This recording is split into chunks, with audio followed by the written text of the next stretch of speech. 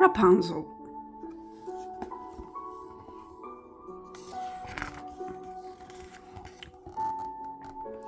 Once upon a time, there lived a man and his wife. They had everything that they wanted in the world, except for one thing. For many years, they had longed to have a child whom they could love, yet no baby was born to them.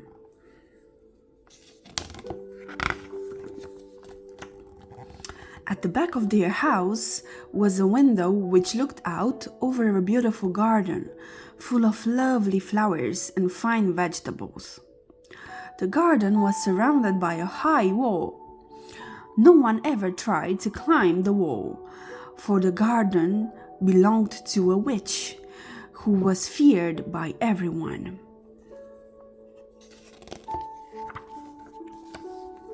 One day, the wife stood at the window, looking down into the garden. In one of the vegetables beds, she saw some fresh green salad. It looked so tempting that she longed to eat some. Every day that followed, she looked out of the window at the fresh green salad. The more she looked at it, the more she longed to eat it. Soon, she did not want anything else to eat. She grew pale and thin because she knew she could not have the salad. Her husband grew worried when he saw how thin she had become. "What is the matter with you, dear wife?" he asked. His wife pointed to the fresh green salad in the witch's garden. She sighed. "If I cannot eat some of that salad, I shall surely die." "Rather than let you die," replied the man, "I shall climb into the witch's garden and bring you some salad."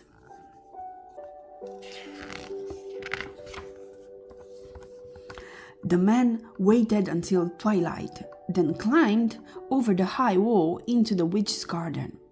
There he quickly gathered a handful of salad and scrambled back over the wall. His wife sat down at once and ate the salad.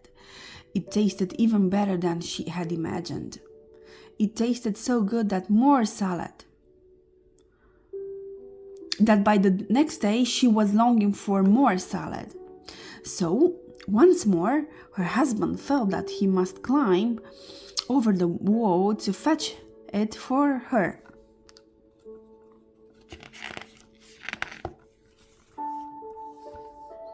Waiting until twilight again, the man clambered up the wall and lowered himself into the garden. As his feet touched the ground, he nearly fell down with fright, for there stood the witch in front of him. "How dare you come into my garden?" she shouted angrily. "How dare you steal my salad?" "It was for my wife," replied the poor man. "She longed so much for the salad that if she could not have had it, she would have pined away and died." When the witch heard the man's tale, she lost her anger and took pity on him. "If what you say is true," she said, "I will let you take as much salad as you wish, if you promise me one thing. When your wife has a child, you must give it to me. I shall treat it well and look after it like a mother."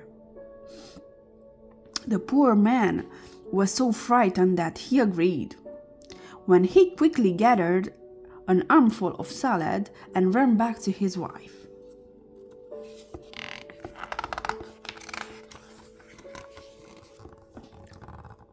Some time later, a beautiful baby girl was born to the man and his wife. That very same day, the witch appeared. She reminded the man of his promise and took the child away with her. The witch named the baby Rapunzel. As the child grew, she became the most beautiful girl in the world.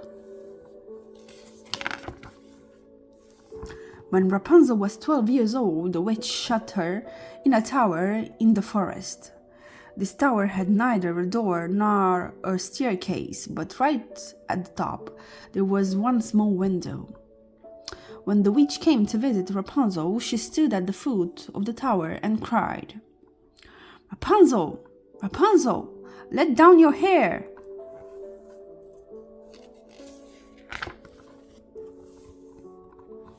Rapunzel had wonderful long fine hair. The color was gold. Whenever she heard the voice of the witch, she threw her long plait of hair out of the window. It was so long that it fell right to the ground. The witch would catch hold of the hair as if it were a rope. Then she would climb up the wall of the tower and in at the window.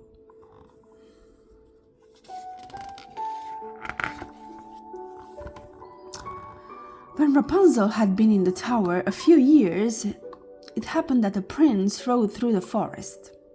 As he passed by the tower, he heard the sound of someone singing. The singing was so lovely that the prince stopped to listen. The song came from the top of the tower. It was Rapunzel singing to herself. The prince wanted to go into the tower to find the singer. He looked for a door but could not find one, so he rode sadly home. Yet the prince could not forget the sweet song, and he longed to see the singer. Every day he returned to the forest and stood by the tower, listening to Rapunzel's singing.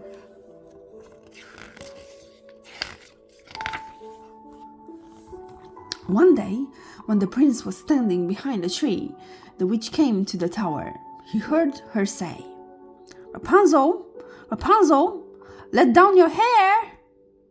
Immediately a long thick plait of golden hair fell down to the ground. The prince watched amazed as the witch climbed up the tower and in at the window. The next day, at twilight, the prince stood by the foot of the tower and cried, "Rapunzel, Rapunzel, let down your hair!" Immediately the plait of hair came tumbling down, and the prince climbed up. Rapunzel was surprised and rather afraid when she found that a man had climbed up to her room in the tower. As for the prince, when he saw the beauty of Rapunzel, he was overjoyed. He talked kindly to her, and she soon lost her fear. He told her how, for many months, he had stood outside the tower every day listening to her sweet singing. So, for many months, the prince visited Rapunzel every evening as they grew to love each other. After a while, the prince asked her to marry him, and they talked of how Rapunzel could get out of the tower. At last, Rapunzel thought of the plan. "Every evening when you come to see me," she said to the prince, "bring a sack of silk. I shall weave the silk into a ladder. When it is long enough to reach the ground, I shall come down.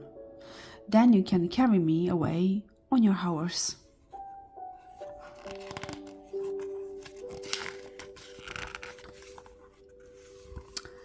They agreed on this plan. Every night the prince brought a fresh sack of silk, and every day Rapunzel wove a little more of the ladder. During all this time the witch knew nothing of the prince's visit to Rapunzel.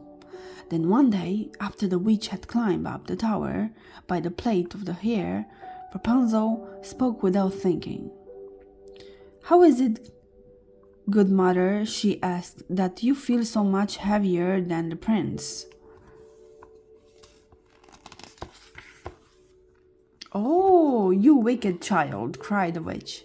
"I thought that I had separated you from all the world, but now I find that you have deceived me." In her anger, the witch seized a hair of scissor and cut off Rapunzel's beautiful hair. She then took the poor girl away to a desert and left her weeping. That same night, the witch returned to the tower. The prince arrived and cried, "Rapunzel, Rapunzel, let down your hair!" The witch fastened Rapunzel's plait to a hook and threw it out of the window.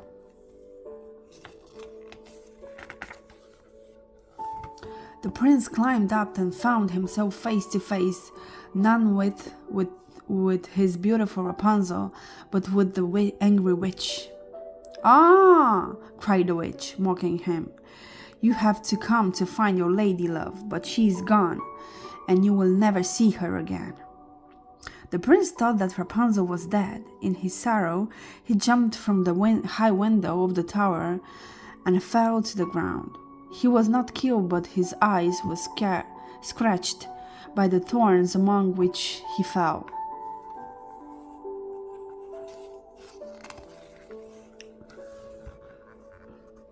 For some years, the poor blind prince wandered sadly through the forest. His only food was the roots and berries he found there. He did not care about anything. He only thought was that he had lost his dear Rapunzel. At last, he came to the desert where Rapunzel lived in sorrow. In the distance, he heard her singing, and he knew her voice at once.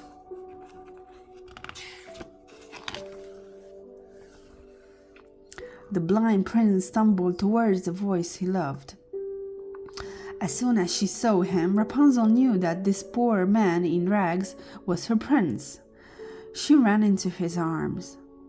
She was so glad to see him and so sad to find him blind that her tears fell quickly. 2 large teardrops fell upon his eyes. Immediately he could see as well as ever he had done.